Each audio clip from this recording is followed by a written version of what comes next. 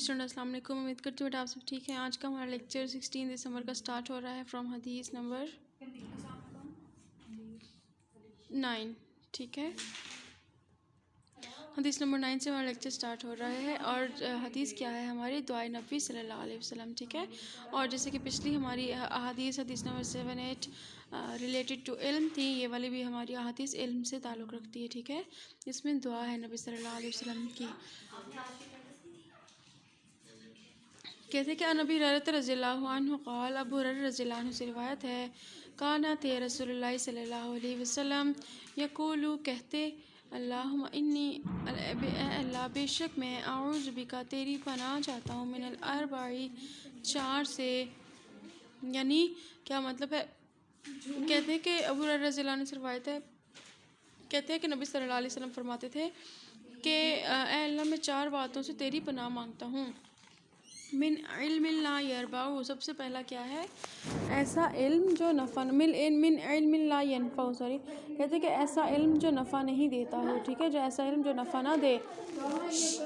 ومن قلب، اور دل سے، لا نہیں یخشع، وہ ڈرتا ہو، ٹھیک ہے، ایسے دل سے جو ڈرتا نہ ہو۔ ومن نفس، اور ایسے نفس سے، لا تشبع، جو سیر نہ ہوتا ہو، ٹھیک ہے۔ ومن دعاء، اور اس دعا سے، لا یسمع، جو سنی نہ جاتی ہو۔ تو نبی صلی اللہ علیہ وسلم فرماتے تھے کہ اے اللہ میں تیرے سے 4 چیزوں کی پناہ مانگتا ہوں، ایسا علم جو نفع نہ دے، ایسا دل جو اللہ سے ڈرنے والا نہ ہو، ایسا نفس جو کبھی سیر نہ ہو، اور ایسی دعا جو کبھی قبول نہ ہو، سنی نہ جائے۔ ایسی 4 باتوں سے میں آپ سے پناہ مانگتا ہوں، ٹھیک ہے۔ تو اس حدیث سے ہمیں کیا سمجھ میں آتا ہے؟ پہلی بات کہ یہ نبی صلی اللہ علیہ وسلم کی دعا ہے، علم نافع کی دعا، ٹھیک ہے، اس کو مانگنا چاہیے۔ دوسری اس سے ہمیں کیا چیز سمجھ میں آتی ہے کہ اس میں 4 چیزوں کی پناہ طلب کی گئی ہے، جس کو ہم تھوڑا سا ڈیٹیل میں اب یہاں دیکھیں گے، ٹھیک ہے۔ اب کہتے ہیں سب سے پہلا کیا ہے؟ غیر نافع علم۔ غیر نافع علم کیا ہے؟ کہتے ہیں کہ نبی صلی اللہ علیہ وسلم نے ایسے علم سے اللہ تعالیٰ کی پناہ طلب کی ہے جو علم نافع نہ ہو، جو علم نفع نہیں دیتا ہو، جس سے انسان کو خود اور انسانیت کو کوئی نفع نہ ہوتا ہو۔ یہ دراصل بیکار علم ہے جو انسانوں کے لیے مفید ہونے کی بجائے نقصان دہ ثابت ہوتا ہے۔ دوسرا غیر نافع علم ہے، جس سے مراد منفی علم ہے جو انسان کو تباہ اور گمراہ کر دے۔ اس لیے نبی صلی اللہ علیہ وسلم نے ایسے علم سے پناہ خداوندی طلب کی ہے۔ اس کا مقصد یہ ہے کہ ہمیں ایسے علم سے بچنا چاہیے اور ایسے علم کی طلب بھی نہیں کرنی چاہیے، ٹھیک ہے، جو نفع دینے والا نہ ہو، جیسے کہ جادو ٹونا وغیرہ، ٹھیک ہے۔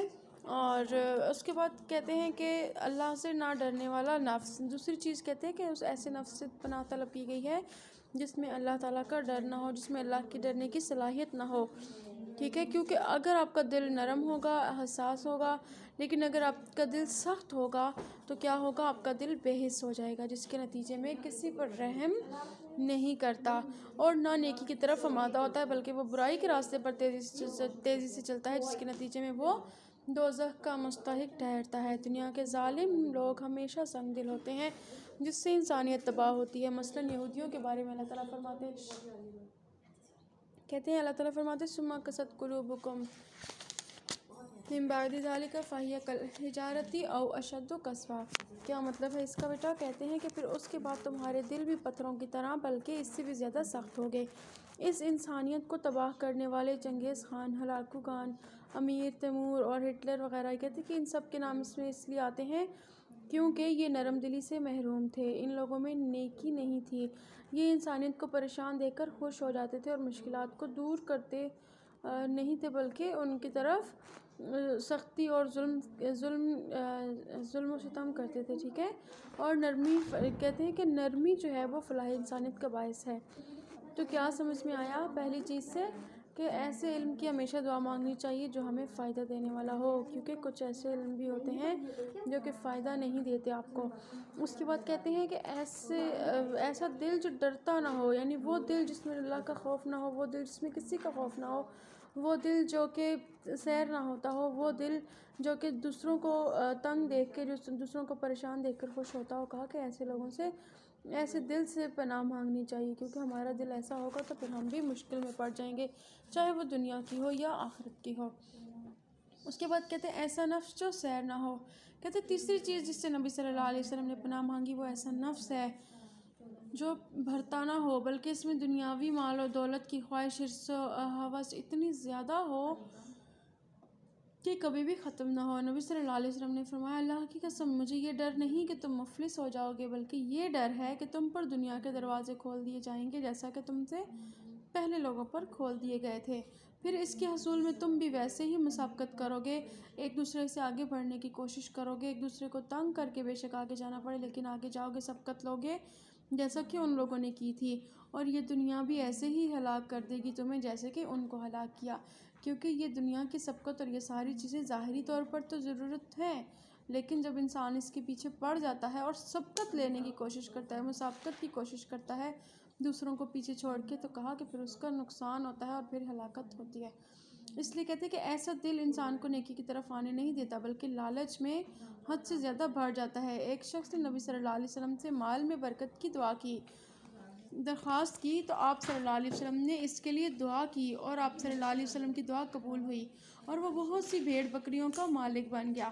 جب نبی صلی اللہ علیہ وسلم نے اس کی طرف زکوٰۃ لینے کے لیے قاصد بھیجا تو اس نے انکار کر دیا۔ گویا لالچی آدمی کا دل کبھی دنیا کے مال و متاع سے بھرتا نہیں، یہی حرص اس کو نیکیوں کی طرف نہیں آنے دیتی۔ اس لیے نبی صلی اللہ علیہ وسلم نے فرمایا، آدم کے بیٹے کو اگر ایک وادی سونے کی دے دی جائے تو وہ دوسرے کی تمنا ضرور کرے گا، دوسری مل جائے تو وہ تیسری کی تمنا کرے گا، قبر کی مٹی ہی اس کا منہ بھر سکتی ہے۔ اللہ تعالیٰ فرماتے ہیں، الہاکم التکاثر حتی زرتم المقابر، تمہیں کثرت دنیا کی طلب نے ہلاک کیا حتیٰ کہ تم قبروں تک پہنچ گئے۔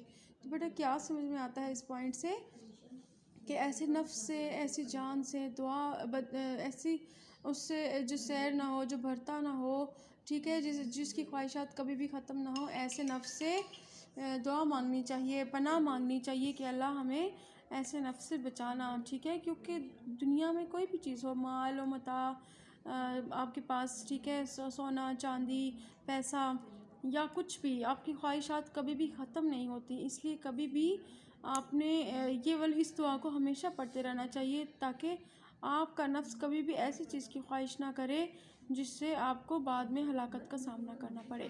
اس کے بعد کہتے ہیں، ایسی دعا جو سنی نہ جائے۔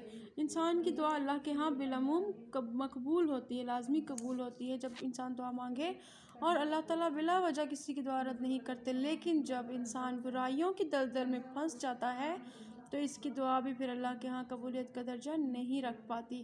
اس لیے نبی صلی اللہ علیہ وسلم نے ایسی دعا سے بھی اللہ کی پناہ مانگی ہے جو اللہ کے ہاں سنی نہ جائے۔ چنانچہ نبی صلی اللہ علیہ وسلم نے فرمایا، لوگوں نیکی کا حکم دیتے رہو اور برائی سے روکتے رہو، ورنہ ایسا نہ ہو کہ تمہاری دعا سنی نہ جائے۔ یعنی اگر تم چاہتے ہو کہ تمہاری دعائیں قبول ہوں تو اس کے لیے تمہیں چاہیے کہ تم نیکی کے راستے پر رہو، برائی کو چھوڑ دو، ٹھیک ہے اسٹوڈنٹ۔ اچھا، اس کے بعد ہمارے پاس ہے حدیث نمبر 10۔ حدیث نمبر 10 میں کہتے ہیں، اس میں ایک سوالات قیامت کے بارے میں بات ہے، اور ویسے بھی ہم نے جو اس دن حدیث پڑھی تھی، حدیث جبرائیل، یہ اس سے ملتی جلتی ہے، ٹھیک ہے۔ تو اب اس کو پڑھتے ہیں۔ کہتے ہیں، بسم اللہ الرحمن الرحیم، عن ابن مسعود رضی اللہ عنہ عن النبی صلی اللہ علیہ وسلم قال، کہتے ہیں کہ عبداللہ بن ابن مسعود رضی اللہ عنہ سے روایت ہے کہ نبی صلی اللہ علیہ وسلم نے فرمایا لا تزولوا، نہیں چل سکیں گے، قدم آدم کے بیٹے کے یوم القیامت، قیامت کے دن، من عند ربہ، اپنے رب کے پاس، اس کے رب کے پاس، حتیٰ یہاں تک کہ یسأل عن خمس، اس سے 5 چیزوں کا سوال کیا جائے۔ The first one، عن عمرہ، اس کی عمر کے بارے میں، فیما، کن کاموں میں، افناہ، اس نے صرف کیا اسے، وعن شبابہ، اس کی جوانی کے بارے میں، فیما، کن چیزوں میں، ابلاہ، اس نے پرانا کیا، وعن مالہ، اور اس کے مال کے بارے میں، من این اکتسبہ، کہ اس نے کہاں کمایا اس کو، وفیما انفقہ، اور اس نے خرچ کہاں کیا اس کو، ٹھیک ہے، وماذا عمل، اور کیا عمل کیا، فیما، اس چیز میں، جس کا علم، علم تھا۔ یعنی 5 چیزیں جن کا سوال کیا جائے گا، جس میں کیا ہے، پہلی چیز ہے ہمارے پاس کہ آپ کی عمر، اللہ تعالیٰ نے آپ کو جتنی بھی زندگی دی اس کو آپ نے کس کاموں میں گزارا۔ دوسری چیز آپ کی جوانی، کہ اپنی جوانی کے وقت میں آپ کن چیزوں میں مصروف رہے، کن کاموں میں مصروف رہے۔ اس کے بعد مال کے بارے میں کہ اگر مال کمایا تو کہاں سے کمایا، اور پھر کما کے اسے خرچ کیا تو کہاں خرچ کیا، وَمَاذَا عَمِلَ فِيمَا عَلِمَ، اور اس نے جن باتوں کا اسے علم تھا اس نے اس پر کہاں تک عمل کیا۔ ٹھیک ہے، چلیں ابھی ہم اس کی تشریح سٹارٹ کرتے ہیں۔ کہتے ہیں کہ یہ حدیث جامع ترمذی کے باب قیامت میں سے لی گئی ہے۔ اس حدیث مبارکہ میں بتایا گیا ہے کہ انسان کی زندگی بنیادی طور پر بچوں کا کھیل نہیں بلکہ ایک سنجیدہ عمل ہے جس میں کیے گئے تمام افعال نیک اور بد کا محاسبہ کیا جائے گا، اس لیے اس کی تیاری کرنا ہر ایک کے لیے لازم ہے۔ اس سے غفلت برتنا تغافل قابل افسوس ہی نہیں بلکہ سنگین جرم ہے۔ غفلت نہیں برت سکتے جس کی سزا بالآخر ایک دن بھگتنی ہوگی۔ چنانچہ اس امتحان کے لیے دیے گئے وقفے کو ضائع کرنا مناسب نہیں ہے، یعنی جو آپ کو زندگی دی جا رہی ہے نا، یہ آپ کی زندگی آپ کو دیا گیا وقفہ ہے جس میں آپ اس کے لیے پریپریشن کر سکتے ہیں۔ ٹھیک ہے، جس کے پھر آپ سے سوال جواب کیے جائیں گے، جیسے ہوتا ہے نا کلاسز ہوتی ہیں، کلاسز ہونے کے بعد آپ کو ایگزامس کے لیے تھوڑا سا ٹائم دیا جاتا ہے، تو ایگزام کے ٹائم کے بعد جب آپ کے پیپرز ہوتے ہیں تو پھر اس میں آپ کے لیے کوئی آپشن نہیں بچتا، یا تو آپ پاس یا تو آپ فیل۔ ٹھیک ہے، تو اس لیے کہا کہ الدنیا مزرعۃ الآخرہ، یہ دنیا آخرت کی کھیتی ہے۔ اس میں انسان کے متعلقہ 5 اہم سوالات کی تیاری کے بارے میں بتایا گیا ہے۔ ٹھیک ہے، اب کہتے ہیں زندگی کا حقیقی مصرف کیا ہے؟ تو پہلا سوال، زندگی کا حقیقی مصرف صرف سے نکلا، یعنی کہاں خرچ کی، جو زندگی آپ کو ملی تھی اس کو آپ نے کہاں پہ صرف کیا۔ اس حدیث میں زندگی کے بارے میں بتایا گیا ہے کہ سوال کیا جائے گا کہ زندگی کا کیا مصرف رہا۔ اللہ تعالیٰ نے انسان کی زندگی کا مقصد بیان کرتے ہوئے فرمایا وَمَا خَلَقْتُ الْجِنَّ وَالْإِنسَ إِلَّا لِيَعْبُدُونِ، اور میں نے جنوں اور انسانوں کو صرف اپنی ہی عبادت کے لیے پیدا کیا۔ اللہ کی عبادت یہ ہے کہ زندگی کا ہر عمل اس کی ہدایت کے مطابق کیا جائے، اس کی اطاعت کی جائے، اطاعت سے ہٹ کر اپنی زندگی کو بسر نہ کیا جائے کیونکہ وہ بے وقوفی ہوگی۔ مجموعی طور پر انسان اسی معاملے میں خسارے کا سودا کرتے ہیں، اس لیے اللہ تعالیٰ نے زندگی کے صحیح طرز عمل کے بارے میں فرمایا وَالْعَصْرِ إِنَّ الْإِنسَانَ لَفِي خُسْرٍ، کہ زمانے کی قسم انسان خسارے میں ہے مگر وہ لوگ جو ایمان لائے، ٹھیک ہے، اور جنہوں نے نیک اعمال کیے تو اور وصیت حق کرتے رہے، لوگوں کو حق کی تلقین کرتے رہے اور خود بھی صبر کرتے رہے، سوائے ان لوگوں کے باقی سب کے لیے یہ دنیا جو ہے وہ خسارہ ہے۔ اس طرح اس صورت میں اللہ تعالیٰ نے کامیاب زندگی کے لیے 4 باتیں بتا دیں۔ پہلی چیز کیا ہے؟ آمنو، ایمان۔ دوسری چیز کیا ہے؟ عمل صالح۔ تیسری چیز کیا ہے؟ حق کی نصیحت کرنا دوسروں کو، اور چوتھی چیز کیا ہے؟ صبر کی تلقین، صبر کرنا ضروری ہے۔ ٹھیک ہے، اگر آپ یہ 4 کام کریں گے تبھی آپ خود کو اچھے طریقے سے رکھ سکیں گے دنیا میں۔ اس کے بعد کہتے ہیں انسانی زندگی میں شباب کی کیا اہمیت ہے، یعنی کہ جوانی کی کیا اہمیت ہے۔ تو کہتے ہیں کہ جوانی یا شباب زندگی کا وہ بہترین حصہ ہے، اس دور میں انسانی صلاحیتیں جوبن پر ہوتی ہیں اور وہ اچھائی اور برائی کے عمل کرنے پر کی زبردست صلاحیت رکھتا ہے انسان۔ اس لیے عہد شباب کو یعنی کہ جوانی کے زمانے میں خاص طور پر انسان کو منہ زور گھوڑا بننے کی بجائے پابند انسان کی طرح زندگی گزارنے کا حکم ہے۔ ٹھیک ہے، کیا مطلب ہے کہ اس دور میں آپ کوئی بھی عادت اپنائیں گے، کوئی بھی اچھی یا بری عادت اپنائیں گے تو وہ آپ کی زندگی بھر کے حصہ بن جائے گی۔ اس دور کے فتنوں میں مثلا عشق بازی، زنا، فضول وقت ضائع کرنا، دامن بچا کر اپنی صلاحیتوں کو چلنا ضروری ہے۔ ٹھیک ہے، وقت کا صحیح استعمال آنا چاہیے، دولت کا صحیح استعمال آنا چاہیے تاکہ صلاحیتیں محفوظ رہ سکے اور ان سے مثبت پازیٹیو کام لیا جا سکے، اور جوانی کے بارے میں جب محاسبہ ہو تو تسلی بخش آپ جواب دینے کے قابل بھی رہیں۔ اس دور میں حصول علم، عمل صالح، خدمت انسانیت خدا کی رضا کے لیے کی جائے، ان ساری چیزوں کا سوال ہوگا، لیکن اگر آپ ان سے ہٹ کے غلط کاریوں میں پڑیں گے تو کہا کہ پھر وہ غلط کاریوں کے بارے میں آپ جواب دہ ہیں، اور جب آپ اس کا جواب دیں گے تو یہ پھر آپ کے لیے بہت ہی زیادہ منہ زور ہو جائے گا، ٹھیک ہے، آپ کے لیے نقصان دہ ثابت ہوگا۔ اس لیے جوانی کا ٹائم جو ہے یہ کہتے ہیں کہ یہ بہت ہی پیک ٹائم ہوتا ہے جس میں آپ نیک کام کر سکتے ہیں، جس میں آپ عبادت بھی کریں گے تو وہ اچھی ہوگی، کیونکہ بڑھاپے میں کی گئی عبادت کا وہ اثر نہیں ہوتا جو کہ جوانی میں کی گئی عبادت کا ہوتا ہے۔ اس لیے اس میں زیادہ اچھے کاموں کی تلقین ہے، کیونکہ یہاں پہ جو عادات کو آپ نے، جن اخلاق کو آپ نے یہاں پہ اپنا لیا وہی آپ کے تا حیات قائم رہیں گے۔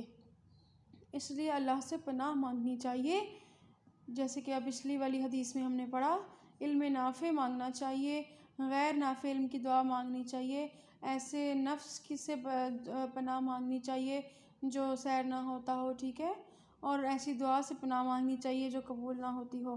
اب کہتے ہیں تیسرا پوائنٹ کیا ہے، ذرائع حصول دولت۔ دولت جو ہے کہتے ہیں کہ بذات خود جوانی کی طرح بہت نشاور ہوتی ہے، جس کی وجہ سے انسان گمراہ ہو جاتا ہے۔ اگر محاسبہ دولت کا خیال نگہبان زندگی رہے تو بہتر ہے۔ انسان کو اپنے ذرائع آمدن کے متعلق معلوم ہونا چاہیے کہ حلال ہے یا حرام۔ زندگی کے اعمال صالحہ کی قبولیت کی شرائط میں صرف حلال ہونا بنیادی شرط نہیں ہے، اس کے بغیر کوئی عمل قبول نہیں ہوتا۔ آپ صلی اللہ علیہ وسلم نے فرمایا، جو جسم رشوت یا کسی اور حرام طریقے سے پلا وہ جنت میں نہیں جائے گا، اس کے لیے آگ ہی بہتر ہے۔ ایک اور جگہ فرمایا، جو شخص حرام کا ایک لقمہ بھی اندر ڈالتا ہے اس کی 40 دن تک عبادت قبول نہیں ہوتی۔ کسب حلال کی فضیلت بیان کرتے ہوئے فرمایا، کسی نے کبھی اس سے بہتر کھانا نہیں کھایا مگر جو اس کے ہاتھوں کی کمائی کا ہے، اور بے شک اللہ کے نبی داؤد علیہ السلام اپنے ہاتھوں سے کام کر کے کھاتے تھے، اس لیے چوری، رشوت، جوئے، سمگلنگ، ملاوٹ، ناپ تول میں کمی پیشی، جھوٹ، دھوکے کی کمائی، کہتے کہ یہ ساری چیزیں آخرت میں آپ کے گلے پڑ جائیں گی اور دنیا میں اقتصادی تباہی کا باعث بھی بنے گی۔ آج کہتے ہیں ہمارے زوال کی وجہ کیا ہے، حرام کمائی ہے اور اس کے برے اثرات ہیں، تو حرام کمائی سے ہمیشہ بچنا چاہیے۔ اس کے بعد کہتے ہیں صرف دولت کا اسلامی اصول۔ اب یہاں پہ کیا ہے کہ دولت اگر آپ نے حصول دولت کے ساتھ ساتھ صرف دولت پر بھی اللہ تعالیٰ کے ہاں پوچھ ہوگی، حساب ہوگا، ٹھیک ہے، کیونکہ یہ پہلے تو حساب ہوگا کہ دولت آئی کہاں سے، پھر حساب ہوگا کہ اس دولت کو خرچ کہاں کیا، ٹھیک ہے۔ کہتے ہیں کہ اس میں فضول خرچی کرنا بھی شامل ہے، کہ اگر آپ فضول خرچی کریں گے تو بھی آپ کی پوچھ ہوگی، اور بخیل ہوں گے تو بھی پوچھ ہوگی۔ اللہ تعالیٰ فرماتے ہیں، ان المبذرین کانوا اخوان الشیاطین، بے شک فضول خرچی کرنے والے لوگ شیاطین کے بھائی ہیں۔ اسلام نے کنجوسی، فضول خرچی دونوں کی مذمت کرتے ہوئے ایک معتدل راستہ اختیار کرنے کی تلقین کی ہے، جیسے کہ آپ نے حدیث پڑھی ہوگی، ما اعلی من اقتصد، جس نے میانہ روی اختیار کی وہ کبھی محتاج نہیں ہوگا۔ تو کہتے ہیں کہ صرف دولت کے یہ دونوں طریقے غلط ہیں، اگر آپ نے کنجوسی کی یا پھر آپ نے زیادہ فضول خرچی کی۔ کہتے ہیں کہ کفایت شعاری کی تحسین اور حوصلہ افزائی کرتا ہے اسلام۔ اس کے علاوہ دولت اپنی ذات اور خاندان کے علاوہ غریبوں، مسکینوں، معاشرے کے کمزور افراد پر بھی خرچ کرنی چاہیے۔ اس کے ساتھ ساتھ دولت کے غلط مصارف، مثلاً شراب، زنا وغیرہ پر خرچ کرنے سے بچنا چاہیے۔ مزید برآں نمود و نمائش پر خرچ کرنے سے بھی بچنا چاہیے، کیونکہ اللہ تعالیٰ کے ہاں دولت خرچ کرنے کا حساب ہوگا اور غلط مصرف پر سزا بھی ہوگی، یعنی کہ غلط جگہ اس کو استعمال کرنے پر، خرچ کرنے پر سزا ہوگی، نیز یہ کہ حرام چیزوں پر خرچ کرنے کی وجہ سے سخت عذاب آخرت بھی ہوگا۔ اس لیے اللہ تعالیٰ نے صرف دولت کے تمام ناجائز طریقوں سے منع کیا ہے۔ علم کے مطابق عمل، کہتے ہیں کہ اسلام نے ایسے علم کو بیکار قرار دیا ہے جس کے ساتھ عمل نہ ہو۔ نبی صلی اللہ علیہ وسلم فرماتے ہیں، علم بغیر عمل کے وبال ہے اور عمل بغیر علم کے گمراہی ہے۔ ایک اور جگہ فرمایا، اچھا اس والی حدیث کو اگر آپ سمجھیں، علم بغیر عمل کے وبال ہے، تو یہ تو سمجھ میں آتا ہے کہ علم حاصل کر لیا پر عمل نہ کیا تو وہ نقصان ہے، لیکن عمل بغیر علم کے گمراہی کیسے ہے کہ آپ نے کسی چیز کا علم ہی حاصل نہیں کیا، بس سنی سنائی باتوں پر، جدی پشتی باتوں پر، آباء و اجداد کی سنی باتوں پر، یا پھر دوست احبار کی سنی ہوئی باتوں پر بغیر علم حاصل کیے پوری زندگی گزار دی، اور نہیں دیکھا کہ جو عمل کر رہا ہوں وہ غلط ہے یا صحیح ہے، ٹھیک ہے، تو کہا وہ بھی غلط ہے، گمراہی ہے، اس کا بھی نقصان ہے۔ ایک اور جگہ فرمایا، بے عمل عالم گدھ کی مانند ہے جو آسمان پر اڑتا ہے مگر زمین پر مردار کھاتا ہے۔ آسمان میں اڑ سکتا ہے، یہاں وہاں جا سکتا ہے، لیکن اس کے باوجود زمین پر آ کر مردار ہی کھاتا ہے ڈھونڈ کے۔ آج ہماری زندگی علم اور عمل کی جامع نہیں رہتی، جس طرح علم آج عام ہے، عمل کم ہوتا جا رہا ہے۔ یہی وجہ ہے کہ بڑی بڑی باتیں کرنے والا عمل کی دنیا میں بونا نظر آتا ہے، یعنی کہ بہت چھوٹا ادنا نظر آتا ہے۔ ایسی بے عملی کے باعث مسلمان زوال کا شکار ہو گئے، کیونکہ محض معلومات جمع کر لینا کافی نہیں ہوتا جب تک آپ نے ان پر عمل نہ کیا۔ یہی ہماری تباہی کا باعث ہے۔ اسی لیے ہمیں ان 5 سوالوں کا جواب تیار رکھنے کی کوشش کرنی چاہیے، ٹھیک ہے؟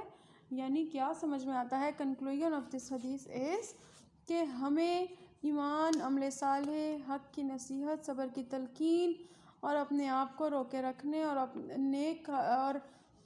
نیک اعمال، حلال کمائی اور حرام سے بچنے، اور عمل بغیر علم کے نہیں ہونا چاہیے بلکہ علم کے ساتھ عمل ہونا چاہیے۔ یہی چیزیں ہمیں فائدہ دیں گی، ٹھیک ہے؟ چلیں، کوئی بھی کوشچنس ہو تو آپ مجھ سے ضرور پوچھ لیجیے گا۔ السلام علیکم۔